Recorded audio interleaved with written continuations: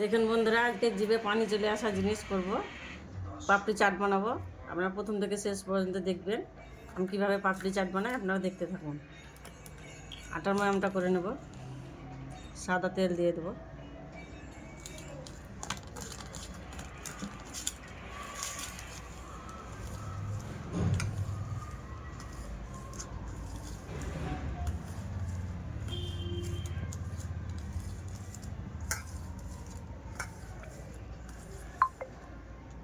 দেন এইভাবে করলো ময়ামটা।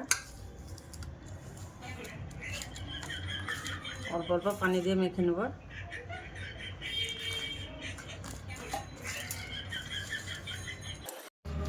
এক ঘন্টা রেস্টে রেখেছিলাম মেখে।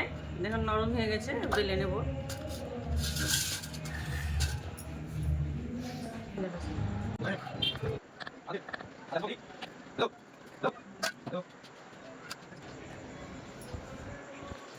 খুলে যেন না যায় সেই জন্য ফুটো ফুটো করে নেব।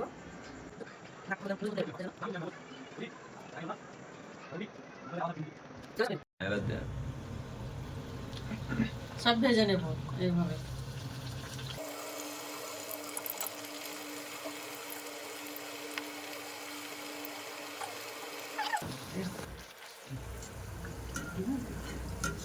ভাজা হয়ে গেছে, তুলে নেব। এইভাবে সব ভেজে নেব। কাঁচা লঙ্কা, আদা আর রসুন দিয়ে বা ধনে পাতা চাটনি করে নিয়েছি, একটু কাগজি দিয়ে। চিনি দিয়ে দেব।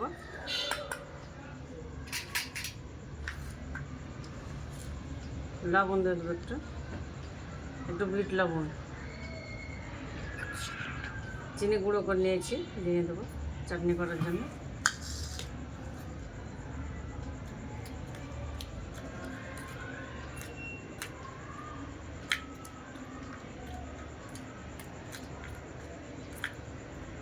আপনারা গোটা চিনিও দিতে পারেন, অনেকক্ষণ ফাটতে হবে, গুঁড়ো দিলে তাড়াতাড়ি হয়ে যাবে। তেঁতুলের গাঢ়টা বার করে নিয়েছি, একটু লবণ দিয়ে দেবো, একটা বিট লবণ দেবো, দিয়ে দেবো চিনি গুঁড়ো। বিট লবণটা দিলে স্বাদটা ভালো আসবে, সেই জন্য।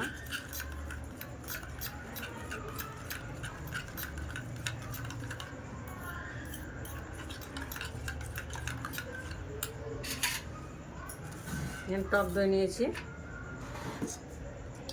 চিনি দিয়ে দেবো,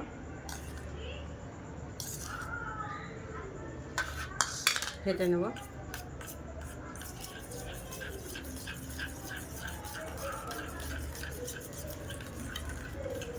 একদম রেস্টুরেন্টের মতো খেতে লাগবে বন্ধুরা। এভাবে একবার হলেও বানিয়ে খেয়ে দেখবেন, খুব ভালো লাগবে।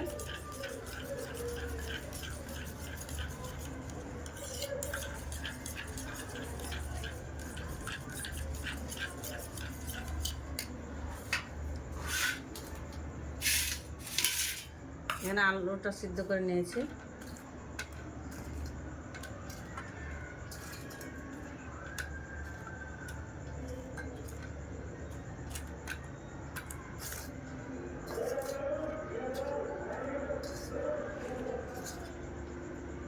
জিভে পানি চলে আসবে বন্ধুরা দেখে। এখানে আলুটা দিয়ে দেবো।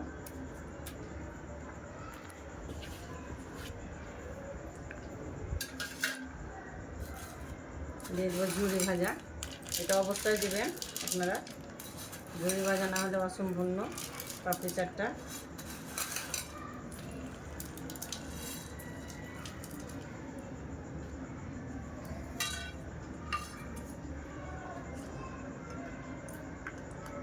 ধনে পাতা চাটনিটা দিয়ে দেবো।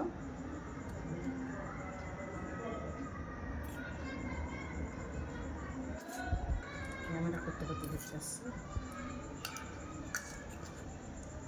তেঁতুলের গানটা দিয়ে দেবো, চাটনি করে রেখেছি।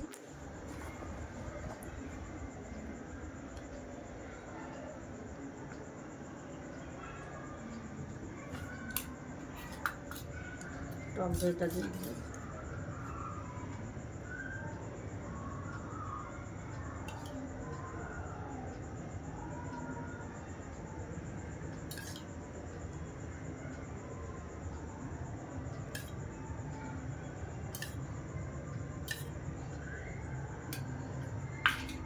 একটু বিট লবণ ছড়িয়ে দেবো।